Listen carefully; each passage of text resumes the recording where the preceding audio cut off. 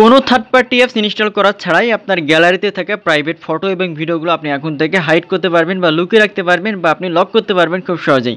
আপনাকে আলাদাভাবে play store থেকে কোনো অ্যাপস ইনস্টল করার প্রয়োজন হবে না।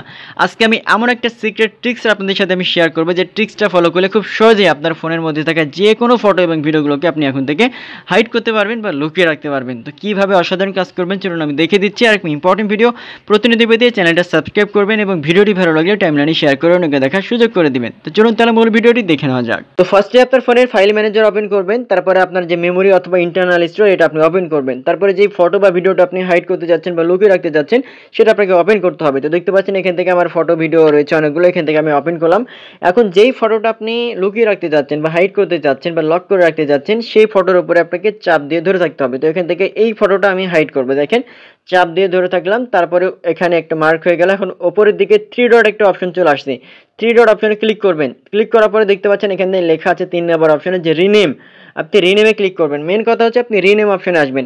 রিনেমে ক্লিক করার পরে এই যে এখান থেকে মার্ক করা আছে দেখতে পাচ্ছেন, এখানে অবশ্যই আপনার একটা নাম দিয়ে দিবেন। নাম বলতে কি আপনি চেনা সুবিধার্থে যে আপনার ফাইলটা এটা আপনি এই নামে সেভ করে রাখছিলেন, এখান থেকে রিনেম করে দিবেন। বাট ডট জেপিজি লেখা আছে, এখান থেকে আপনাকে কাজ করতে হবে।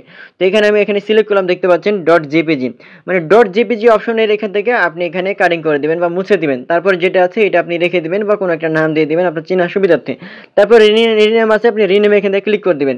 যখন আপনি রিনেমে ক্লিক করবেন, চেঞ্জ করে দিলেন, দেখেন এটা অটোমেটিক্যালি কিন্তু এটা হাইড হয়ে গেছে। দেখতে পাচ্ছেন এখান থেকে হাইড হয়ে গেছে। এখন যদি আমি এখানে ক্লিক করি এটা কিন্তু ওপেন হবে না, দেখতে পাচ্ছেন এখানে এটা কিন্তু ওপেন হবে না।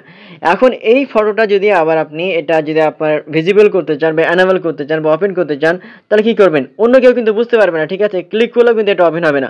এখন এই ফটোর উপরে আবার আপনি চাপ দিয়ে ধরে থাকবেন, তারপরে উপরের দিকে 3 ডটে ক্লিক করবেন, তারপর রিনেমে ক্লিক করবেন। এখন এই যে এই অপশনের পর থেকে ডট জেপিজি অপশন আপনাকে করে দিতে হবে, মানে ফটোর ক্ষেত্রে জেপিজি দেখেন দিলাম ডট জেপি, তারপরে জি দিলাম ডট জেপিজি, তারপর রিনেমে আমি ক্লিক করলাম। রিনেমে ক্লিক করলাম, চেঞ্জে ক্লিক করলাম, এটা অটোমেটিক্যালি অন হয়ে গেছে। দেখতে পাচ্ছেন এটা অন হয়ে গেছে। এখন যদি আমি এখানে ক্লিক করি ফটোটা কিন্তু এখান থেকে ওপেন হয়ে গেছে, দেখতে পাচ্ছেন আগে কিন্তু ওপেন হচ্ছিল না। সো এভাবে খুব সহজে কিন্তু আপনি যে কোনো ফটো বা ভিডিওটা আপনি কিন্তু এখান থেকে আপনি হাইড করতে পারবেন বা লুকিয়ে রাখতে পারবেন ইউনিক প্রসেসে। তারপর এখান থেকে একটা ভিডিও আমি এখান থেকে হাইড করবো, যেমন এখানে একটা ভিডিও আমি ওপেন করলাম, দেখতে পাচ্ছেন এখান থেকে ভিডিও ওপেন হয়ে গেছে। এখন এই ভিডিওটা যদি আমি হাইড করতে চাই তাহলে কীভাবে করবেন, এই ভিডিওর উপর আপনি চাপ দিবেন, তারপর উপরের দিকে 3 ডট রয়েছে ওখানে ক্লিক করবেন, তারপর রিনেম লেখা আছে রিনেমে ক্লিক করবেন। এখন এখানে আপনার চেনার সুবিধাতে আপনি কোনো একটা নাম দিয়ে রাখতে পারেন, এখন এটা আমি আপাতত দিচ্ছি না। ডট এমপি4 লেখা আছে, আপনি এখানে কাজ করবেন। এখানে যদি আমি ক্লিক করি, তারপর এখান থেকে ক্রপ করে দিলাম, দেখতে পাচ্ছেন এখান থেকে। তারপর এখান থেকে চেঞ্জে ক্লিক করবেন বা রিনেমে ক্লিক করবেন। চেঞ্জে ক্লিক করে দিলাম, এটাও কিন্তু আপনারা অটোমেটিক্যালি দেখতে পাচ্ছেন এই যে এখান থেকে এটা এই যে এই ফটোটা বা ভিডিওটা এখন ওপেন করলে হবে না, মানে এটাও কিন্তু হাইড হয়ে গেছে, এটা কিন্তু এখানে লক হয়ে গেছে। এখন এটা আবার আপনি এটা এনাবল করবেন কিভাবে, চাপ দিয়ে ধরে রাখবেন। তারপরে এখান থেকে এখানে আপনি এই যে 3 ডটে ক্লিক করবেন, তারপর রিনেমে ক্লিক করবেন, তারপর এখান থেকে ডট এমপি4 করে দিবেন। ডট এমপি4 মানে ফটোর ক্ষেত্রে জেপিজি আর হচ্ছে ভিডিওর ক্ষেত্রে এমপি4।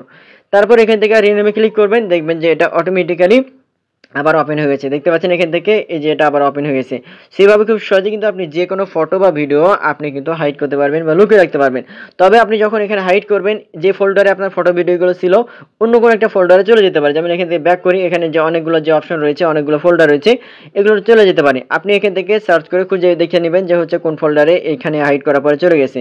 যদি এখান থেকে অন্য ফোল্ডারে চলে যায়, আপনি এখান থেকে এর জন্য আপনি রিনেম করার সময় নামটা আপনি দেখে বুঝতে পারবেন যে কোন ফোল্ডারে চলে গেছে। সো এভাবে খুব সহজে আপনি হাইড ফটো করতে পারবেন বা ভিডিও আপনি রাখতে পারবেন। সো এরকম ইম্পর্টেন্ট ভিডিও প্রতিনিধি পেতে এই পেজটা ফলো করবেন এবং ভিডিওটি ভালো লাগলে টাইমলাইনে শেয়ার করে রাখবেন। ধন্যবাদ।